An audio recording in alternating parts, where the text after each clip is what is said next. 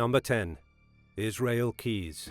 One day in 2012, a man in a ski mask approached a small coffee hut in Anchorage, Alaska, and ordered a coffee.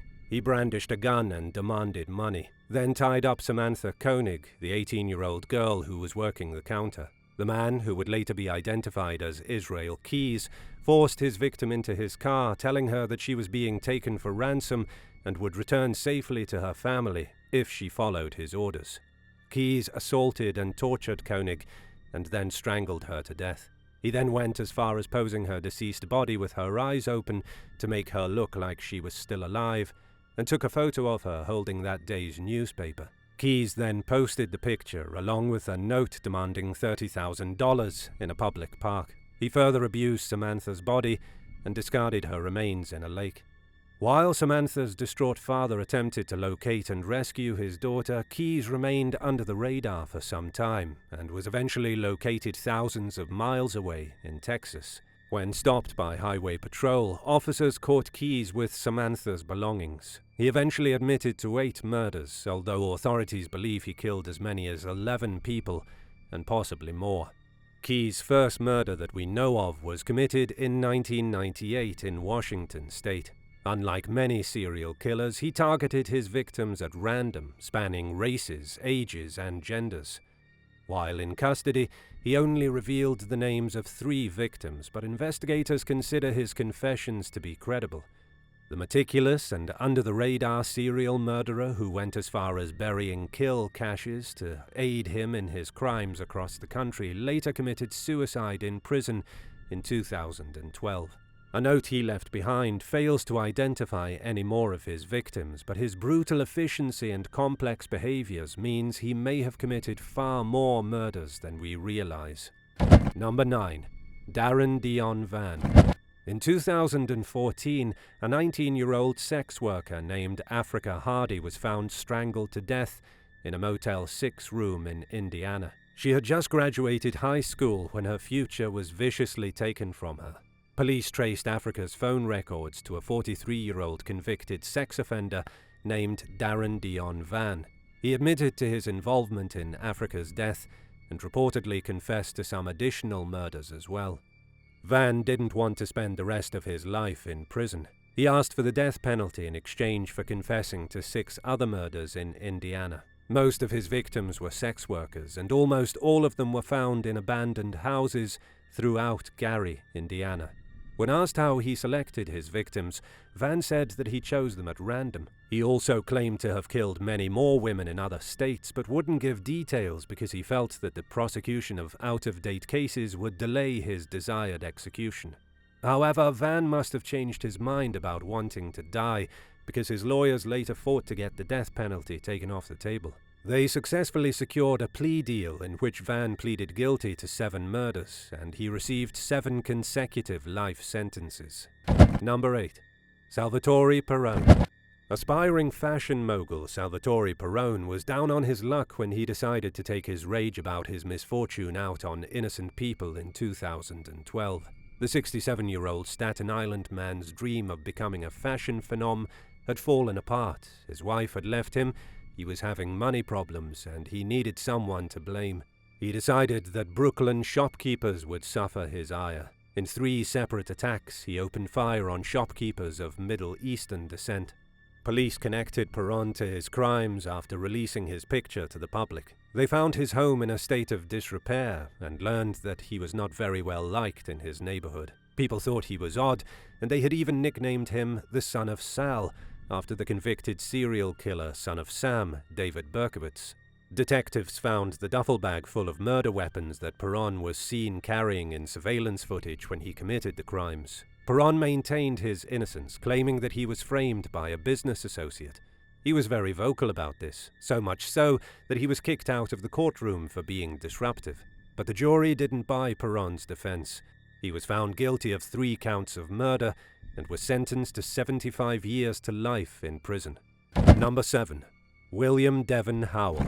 In 2003, 7 women went missing in the state of Connecticut. Detectives were baffled until the following year, when a drifter named William Devin Howell became a suspect in the disappearance of a sex worker named Nilsa Arizmendi. She was last seen getting into Howell's van after she and her boyfriend had agreed to let him spend the night in their hotel room. Police found Arizmendi's blood inside Howell's van, leading to a manslaughter conviction for his role in her death. Other evidence, including unidentified bloodstains and videotapes of Howell violently assaulting women, indicated that Arizmendi wasn't his only victim. Howell insisted he was innocent of all wrongdoing, including Arizmendi's death, claiming that her blood got on his van during a fight with her boyfriend.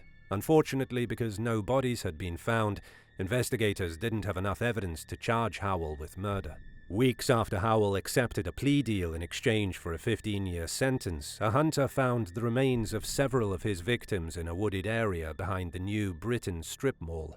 Detectives uncovered 7 bodies total. Jailhouse snitches helped to secure Howell's conviction, and he's currently serving 6 consecutive life sentences. Number 6. Long Island serial killers. Over a nearly 20-year-long period starting in 1996, someone murdered between 10 and 16 people and discarded their remains along the south shore of Long Island in New York. Most of the victims were female sex workers who had advertised their services on Craigslist. The majority of their remains were found in 2010 and 2011 following a police search for Shannon Gilbert, a 23-year-old woman who disappeared after visiting a client in Oak Beach. She was last seen banging on a resident's door and screaming for help before running away, and made a 911 call that night saying she feared for her life. The search for Shannon turned up her remains and the remains of 9 other victims who had all been dumped along the beach in burlap sacks. Most of the victims appeared to have been strangled to death, but the authorities said that Shannon had drowned and that she wasn't a victim of a serial killer like they suspected about the others. Shannon's mother disagreed and hired a lawyer who fought unsuccessfully to get the recording of Shannon's 911 call released. To this day, no arrests have been made in any of the cases, and police believe that as many as 3 people may be responsible for the killings. What do you think? Was Shannon a likely victim of the serial killer or killers operating on Long Island? Do you think it's a single person committing these atrocities, or more than one killer? Leave your theories in the comments below, and remember to subscribe for more true crime content. Number 5.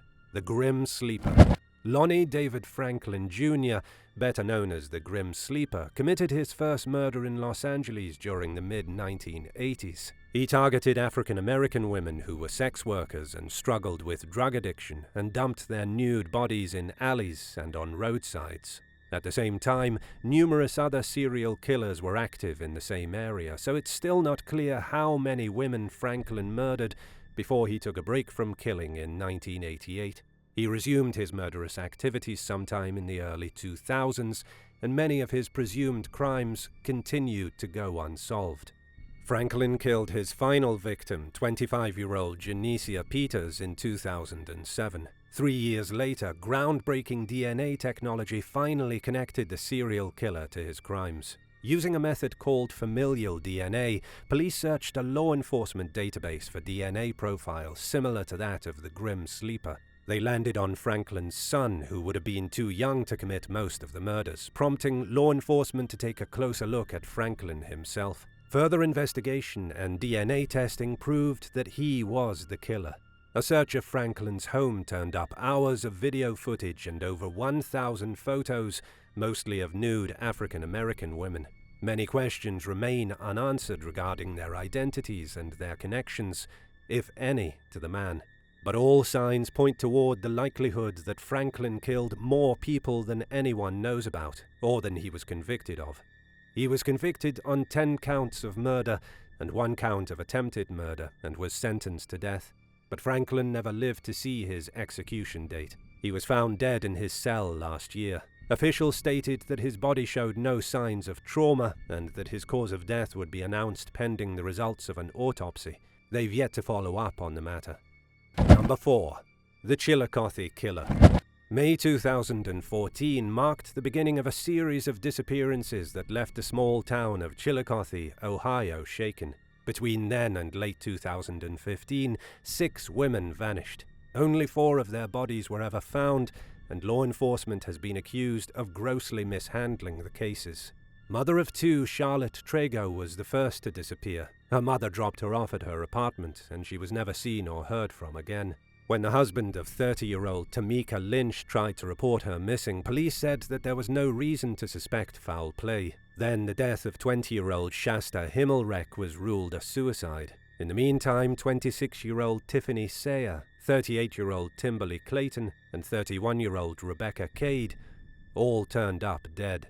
Chillicothe Police Chief Keith Washburn and Ross County Sheriff George Lavender told local papers in 2019 that they were doing everything in their power to solve the cases. They're not convinced that the deaths are linked, but the victims' families are. A task force dedicated specifically to solving the mysteries has yet to formally name any suspects or make any arrests.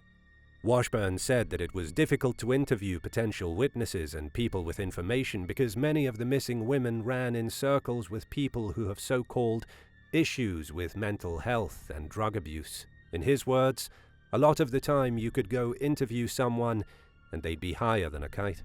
3 of the cases are considered closed, but many people are unsatisfied with the conclusions and countless questions remain.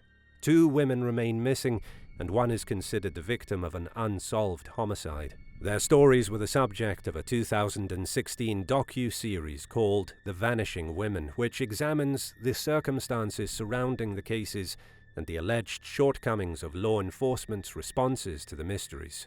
Number 3. Anthony Sowell. Better known as the Cleveland Strangler, Anthony Sowell's life of crime started as early as 1989, when he kidnapped and assaulted a woman who was 3 months pregnant. He served 15 years in prison and was released in 2005. Less than 2 years later, Sowell's neighbors noticed a foul smell coming from the direction of his house in Cleveland's Mount Pleasant neighborhood. They complained to the health department, but the odor continued to linger. Finally, in 2009, police obtained a search warrant for Sowell's property, where they found the remains of 11 women. 2 were buried in shallow graves in his basement, 4 were found on the 3rd floor of the home, 4 were buried in the backyard, and a human skull was found in a bucket. Most of the victims were either strangled manually or with a ligature. It also came to light that Sowell had assaulted 3 women who had come over to do illegal drugs with him. He was convicted for all 11 murders and put on death row, but died in prison earlier this year from a terminal illness. The documentary Unseen explores Sowell's crimes and addresses the systemic problems that marginalized victims and their families face when it comes to getting help from law enforcement. Sowell's victims and their loved ones sued over how detectives mishandled their complaints and received a $1.3 million payout, but this does little to compensate for murders that many believe were preventable. Number 2. Michael Madison. In July 2013, police responded to complaints of a foul odor in the East Cleveland neighborhood of Glenville. They soon found the bodies of 3 women named Sherelda Terry, Angela Deskins, and Shatisha Sheely. The women had been violently tortured and murdered, and their remains were wrapped in garbage bags. At least one of the women had been assaulted. Investigators connected the murders to a convicted sex offender named Michael Madison and obtained a search warrant for his house, where they found further evidence of decomposition. They charged Madison with 3 counts of aggravated murder. He confessed to the crimes without showing any remorse. Even worse, Madison taunted and smiled at his victims' families in court. At one point, one of the victims' father, Van Terry, attacked Madison from the witness stand. Footage of Terry lunging at the killer went viral, with many saying that the attack was well-deserved. A neighbor told the press that about a month before he committed the murders, Madison had threatened to kill women in the same fashion as serial killer Anthony Sowell, who murdered 11 women in his Cleveland home just years earlier. The jury found Madison guilty of 13 charges, including murder, kidnapping, abuse of a corpse, sexual assault, and possession of a weapon by an ex-convict. He's currently on death row. Last year, the Ohio Supreme Court voted to uphold the conviction. Number 1. Maryvale serial shooter.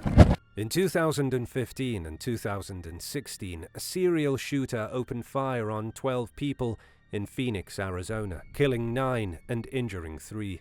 The murderer seemed to choose his targets at random. Victims were both male and female, young and old, but he seemed to favor the predominantly Latino Maryvale neighborhood. At first, the police had little to go on. All they could offer to the public was a vague description of the shooter as a light-skinned Latino or white male in his 20s. The case seemed to be going cold until 2017, when a person of interest was arrested on unrelated charges. Police had a witness come in and look at a lineup containing the person of interest, 23-year-old Aaron Sorstu. The witness identified Sorstu as the shooter, and police connected the man's car and gun to the crimes. They charged Sorstu with a laundry list of crimes, including 9 counts of murder. He pleaded not guilty, and then the COVID-19 pandemic delayed the court proceedings. His trial is scheduled for next year. Thank you for watching. Had you ever heard of any of these killers? Let me know in the comments below. If you'd like to learn about more true crime mysteries and murderers, be sure to give this video a thumbs up and subscribe before you go. Until next time.